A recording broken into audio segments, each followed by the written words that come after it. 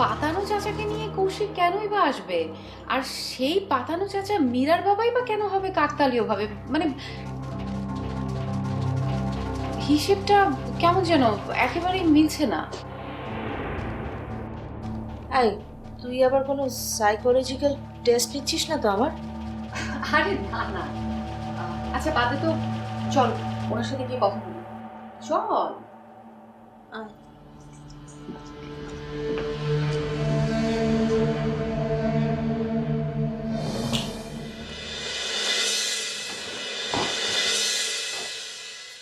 কি হলো, পাঞ্জাবি চেঞ্জ করে ফেলেছো? সরি, চলো আঙ্কেল ওদিকে।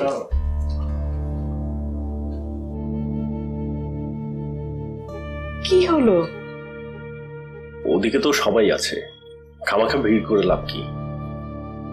তার চেয়ে বরং চলো বাইরে বসি, সেটাই ভালো। কি আশ্চর্য, তুমি সাথে করে একজন গেস্ট নিয়ে আসলে এখন তার কাছে যেতে চাইছো না, এটা কি ঠিক? কোনটা ভুল আর কোনটা ঠিক? কি ব্যাপার, তোমাকে হঠাৎ এমন দেখাচ্ছে কেন? কেমন?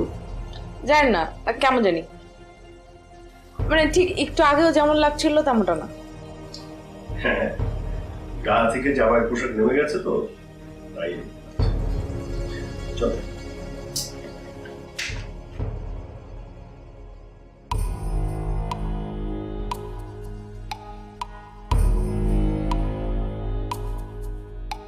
আমি কি দুদুলকে কল করব, ওকে বলে দেবো নিজের কথা? সেটাই করা উচিত আমার।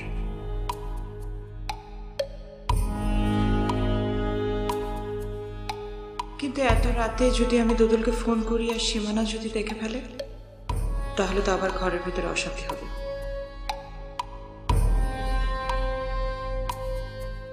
দেখ, বাবাকে খুঁজতেও বাইরে যেতে পারছি না, আর নিজের ঘরে ঢুকতে পারছি না।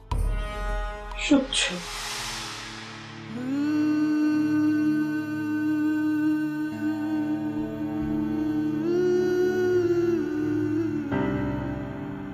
তুমি সিগারেট খাও? জানতাম না তো। তুমি আমার অনেক কিছুই জানো না এখনো। ওই মাঝে মাঝে একটু খাই আর কি, সব সময় না। আজকে সন্ধ্যাটা কেমন হবে ভেবেছিলাম, আর কেমন যেন হয়ে গেল। কেন, ভালোই তো গেল, বেশ ভালো। সত্যিই ভালো? সত্যিই ভালো।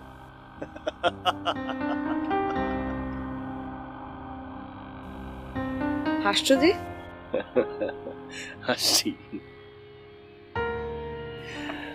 আজকে আমার বিয়ে হয়েছে, খুশির দিন, হাসবো না?